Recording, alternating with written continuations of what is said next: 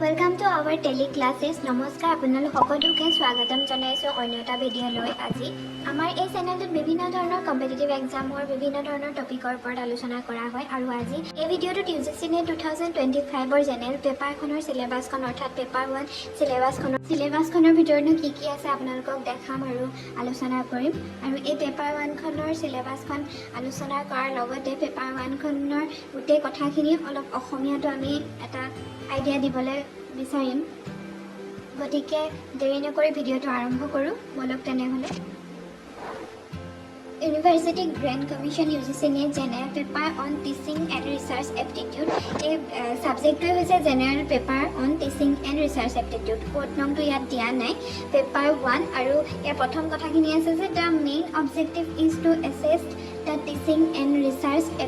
capabilities of the candidates অৰ্থাৎ প্ৰধান উদ্দেশ্য হৈছে প্ৰাৰ্থীসকলৰ পাঠদান আৰু গৱেষণাৰ ক্ষমতাৰ মূল্যায়ন কৰা এই পৰীক্ষাৰ লক্ষ্য হৈছে পাঠদান আৰু গৱেষণাৰ যোগ্যতাও মূল্যায়ন কৰা অৰ্থাৎ the test aims at assessing the teaching and research aptitudes as well candidates are expected to process and exhibit cognitive abilities which include comprehension analysis, evaluation, understanding the structure of arguments, deductive and inductive reasoning. প্ৰাৰ্থীসকলৰ জ্ঞানমূলক ক্ষমতা থাকিব আৰু প্ৰদৰ্শন কৰিব লাগিব য'ত বুজাবুজি বিশ্লেষণ মূল্যায়ন যুক্তিৰ গঠন বুজা আৰু অন্তৰ্ভুক্ত ডিডাক্টিভ আৰু ইনডিডাক্টিভ ৰিজনিঙৰ ওপৰতো আছে আৰু উচ্চ শিক্ষা ব্যৱস্থাত পাঠদান শিক্ষণ প্ৰক্ৰিয়াৰ বিষয়েও প্ৰাৰ্থীসকলৰ সাধাৰণ সজাগতা থাকিব লাগিব বুলি আশা কৰা হৈছে next was it the candidates are also excited to have a general awareness about teaching and learning process in higher education system Societies should be aware of interaction between people, environment, natural resources and their impact of the quality of life. প্ৰাৰ্থীসকলে মানে সজাগতা থকাৰ লগতে বিভিন্ন ধৰণৰ মানুহ পৰিৱেশ প্ৰাকৃতিক সম্পদৰ মাজত হোৱা পাৰস্পৰিক ক্ৰিয়াকলাপ আৰু জীৱনৰ মানদণ্ডৰ ওপৰত ইয়াৰ প্ৰভাৱৰ বিষয়ে সচেতন হ'ব লাগিব এই উদ্দেশ্যে এই চিলেবাছখন তৈয়াৰ কৰা হৈছে ইউজিচি নেটৰ আমি প্ৰায়ভাগ চিলেবাছ এখন চাবলৈ যাওঁতে আমি এইখিনি কথা ইমান পঢ়া নহয় ভাবিলোঁ আজি আপোনালোকক এই চিলেবাছখননো কি আছে প্ৰথমে যিখিনি কথা দিয়ে সেই কথা কি উদ্দেশ্যত মানে চিলেবাছ এখন তৈয়াৰ কৰে সেইখিনি কথা আপোনালোকৰ আগত আলোচনা কৰিলোঁ এতিয়া যাওঁ main topic unit 1 teaching aptitude first ইউনিটটোৱে হৈছে টিচিং এপ্টিটিউড অসমীয়াতে শিক্ষণৰ ধাৰণা বুলিও ক'ব পাৰোঁ ইয়াৰ ভিতৰত আছে টিচিঙৰ concept objective level of teaching ইয়াৰ আকৌ লেভেল অফ টিচিঙৰ ভিতৰত আছে মেমৰি আণ্ডাৰষ্টেণ্ডিং এণ্ড ৰিফ্লেক্টিভ আকৌ কেৰেক্টাৰিষ্টিক এণ্ড বেচিক ৰিকুইটমেণ্ট যেনেকৈ অবজেক্টিভ বুলি ক'লে আমি জানো উদ্দেশ্যখিনি সম্পৰ্কে জানিম মানে টিচিঙৰ যিখিনি উদ্দেশ্য আছে ন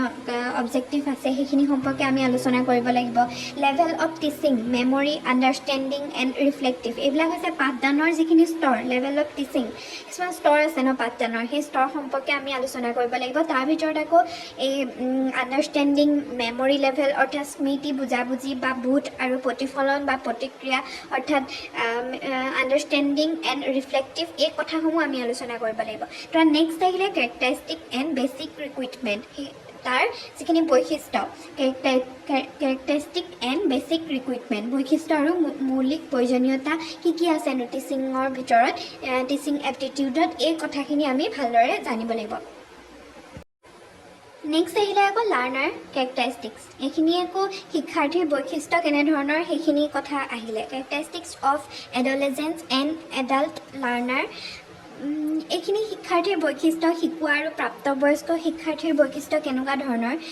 academic social emotional and cognitive শৈক্ষিক সামাজিক আৱেগিক আৰু জ্ঞানমূলক দিশত কেনেধৰণৰ বৈশিষ্ট্য আছে সেই সম্পৰ্কে এই পইণ্টটোত আলোচনা কৰিব লাগিব আমি পঢ়িব লাগিব তাৰপিছত আহিলে নেক্সট পইণ্টটো ইণ্ডিভিজুৱেল ডিফাৰেঞ্চেছ আমি ব্যক্তিগত পাৰ্থক্য সম্পৰ্কে সকলোৱে জানো টিচাৰ হ'বলৈ হ'লে আমাক প্ৰত্যেক ষ্টুডেণ্টৰ ব্যক্তিগত পাৰ্থক্যক আমি গুৰুত্ব দিবই লাগিব গতিকে এই ইণ্ডিভিজুৱেল ডিফাৰেঞ্চেছৰ কথা আমি আলোচনা কৰিব লাগিব ভালকৈ জানিব লাগিব তাৰপিছত নেক্সট পইণ্ট আহিলে factors affecting teaching related to teachers, learners, support material, instructional facilities, learning environment and institution. এইবিলাক হৈছে পাঠদানৰ ওপৰত প্ৰভাৱ পেলোৱা কাৰকবিলাক যেনেকৈ শিক্ষক শিক্ষাৰ্থী সহায়ক সামগ্ৰী নিৰ্দেশনামূলক সুবিধা শিক্ষণ পৰিৱেশ আৰু প্ৰতিষ্ঠান এই সম্পৰ্কে আমি আলোচনা কৰিব লাগিব এই পইণ্টটোত নেক্সট পইণ্টটো আহিলে method of teaching in institution of higher learning ইয়াৰ ভিতৰত আছে teacher centre first learner centred method offline first online method ইয়াৰ ভিতৰত অনলাইন মেথডত স্বয়ংপ্ৰভা মুক্স ইত্যাদিখিনি আছে যেনে উচ্চ শিক্ষাৰ প্ৰতিষ্ঠানত পাঠদানৰ পদ্ধতি সম্পৰ্কে আমি জানিব লাগিব ইয়াত শিক্ষক কেন্দ্ৰিক বনাম শিক্ষাৰ্থী কেন্দ্ৰিক পদ্ধতি অফলাইন বনাম অনলাইন পদ্ধতি যেনেকৈ স্বয়ংপ্ৰভা মুক্স ইত্যাদি সম্পৰ্কে আমি আলোচনা কৰিব লাগিব এই পইণ্টটোত তাৰপিছত আহিলে next point teaching support system and traditional modern and ICT based আমাৰ টিচিং সিস্টেমৰ ভিতৰত অৰ্থাৎ পাঠদানৰ সহায়ক ব্যৱস্থাৰ ভিতৰত থাকে পৰম্পৰাগত আধুনিক আৰু ICT ভিত্তিক অৰ্থাৎ ট্ৰেডিশনেল মডাৰ্ণ এণ্ড ICT বুলি ক'লে আমি প্ৰযুক্তিবিদ্যাৰ কথা জানিব লাগিব যেনেকৈ ICT বেছড এটা ক্লাছৰুম হ'বলৈ হ'লে কেনেকুৱা ধৰণৰ বিষয় স্মাৰ্ট বস্তুখিনি থাকিব লাগিব সব বস্তু স্মাৰ্ট হ'ব লাগিব ডিজিটেল হ'ব লাগিব গতিকে এই ICT বেছড কেনেকৈ মডাৰ্ণ টিচিং ব্যৱস্থাটোত আছে সেই সম্পৰ্কে আমি ভালদৰে পঢ়িব লাগিব তাৰপিছত নেক্সট পইণ্টটো হৈছে এভালুৱেশ্যন system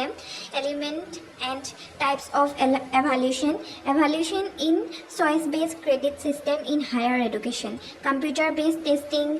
innovation in evaluation system যেনে মূল্যায়ন ব্যৱস্থাটো আমাৰ evaluation systemটো কি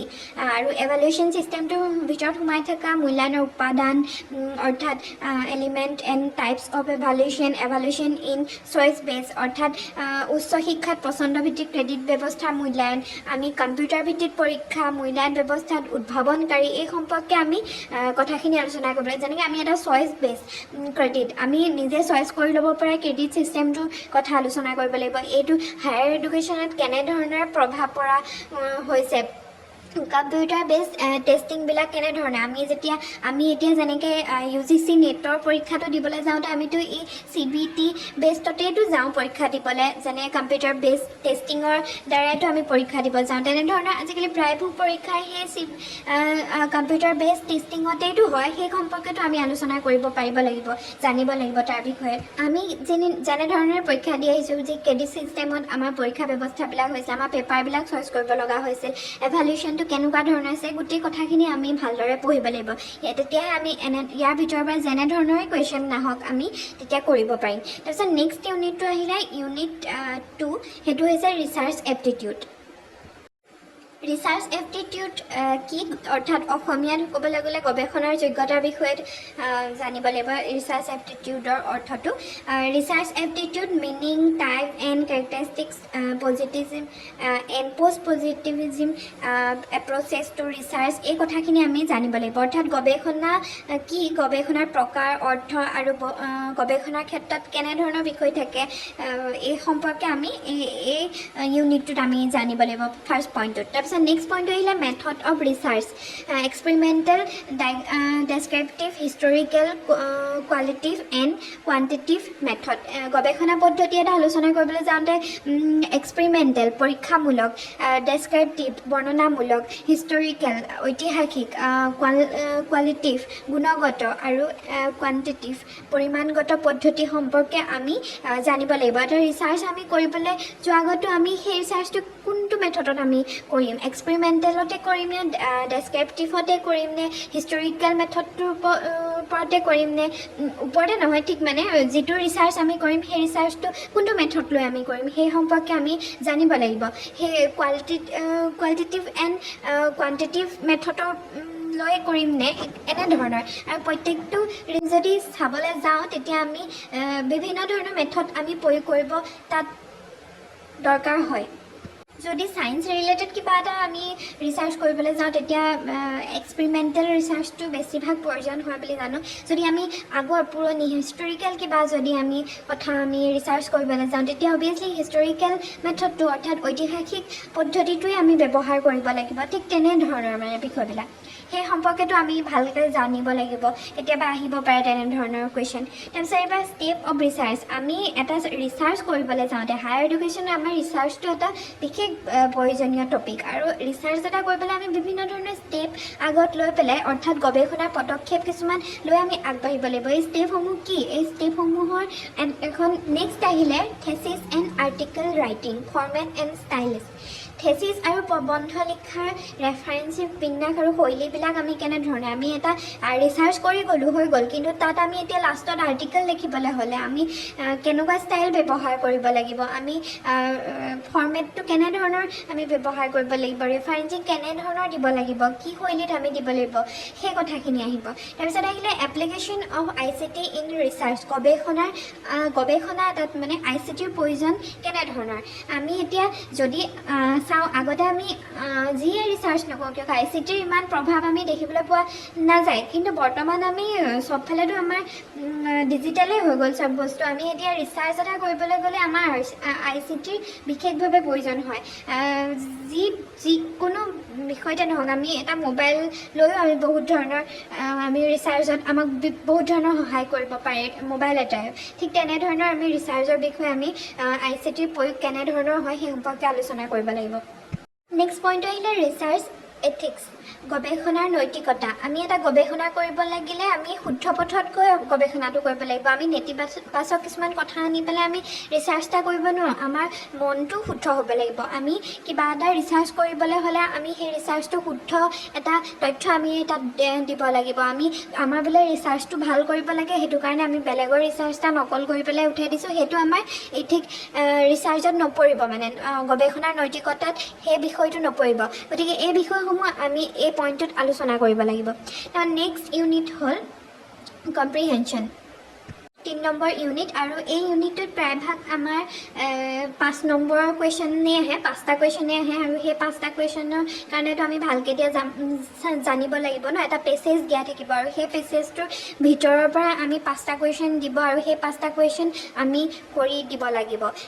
ইয়াত নিগেটিভ মাৰ্কিং নাই এটা কাৰণে ভাল যে আমাৰ এইখন মানে এই UGC নেটত এতিয়ালৈকে নিগেটিভ মাৰ্কিংটো দিয়া নাই গতিকে আমি এই পেছেজটো কৰিবই লাগিব কাৰণ বহুত মাৰ্কছ যদি এই পেছেজটো নকৰোঁ তেতিয়াহ'লে কমি যাব এই passage of text be given question be asked from the passage to be answered পাঠৰ এটা অংশ দিব ইয়াত আৰু সেই পাঠটোৰ উত্তৰ দিবলগীয়া অংশখিনি আমি প্ৰশ্ন কৰোঁতে যি প্ৰশ্নটোত সুধিছে আমি সেই মতে আমি দিব লাগিব এই ক্ষেত্ৰত আমি কম্প্ৰিহেনশ্যনত আমি তেনেধৰণেৰে এটা কুৱেশ্যন আমি কৰিব লাগিব পেছেজটো পঢ়ি টাইমটো মেনেজমেণ্ট কৰিব পাৰিব লাগিব তেতিয়াহে এই উত্তৰকেইটা সোনকালে বেছি সময় খৰচ নকৰাকৈ সোনকালে কৰি উলিয়াব পাৰিম আমি নেক্সট ইউনিটটো আহিলে কমিউনিকেশ্যন ইউনিট 4 এইটো হৈছে যোগাযোগ ইয়াতো ঠিক 5 নম্বৰ আছে মই ভালকৈ চাব লাগিব 5 নম্বৰ আছে বুলিয়ে মই জানো বাৰু হ'লেও এদিন আলোচনা কৰিম মই আপোনালোকক জনাম কিমান মাৰ্কছ আছে এইটোত কমিউনিকেশ্যনত ইয়াত অসমীয়াত কমিউনিকেশ্যনৰ অৰ্থ হৈছে যোগাযোগ আমি কমিউনিকেশ্যন কৰিবলৈ যাওঁতে কমিউনিকেশ্যন কেনেধৰণে আমি এই সম্পৰ্কে পঢ়িব লাগিব ইয়াত কমিউনিকেশ্যনৰ meaning type and characteristics of communication এই সম্পৰ্কে আছে অৰ্থাৎ যোগাযোগৰ প্ৰকাৰ আৰু বৈশিষ্ট্য সম্পৰ্কে আমি পঢ়িব লাগিব ভালদৰে তাৰপৰা এফেক্টিভ কমিউনিকেশ্যন আহিব নেক্সট পইণ্টটো verbal and non verbal inter cultural and group communication classroom communication এই কথাখিনি আহিব যেনেকৈ আমি এটা যোগাযোগ কৰিবলৈ মানে ফলপ্ৰসূ যোগাযোগ কৰিবলৈ আমি মৌখিক আৰু অমৌখিক দুটা থাকে আকৌ আন্তঃসাংস্কৃতিক আৰু গোটৰ যোগাযোগ শ্ৰেণীকোঠাৰ যোগাযোগ এনেধৰণৰ বিভিন্ন ক্লাছৰুম কমিউনিকেশ্যন এনেধৰণৰ বিভিন্ন ধৰণৰ কমিউনিকেশ্যনৰ ভিতৰত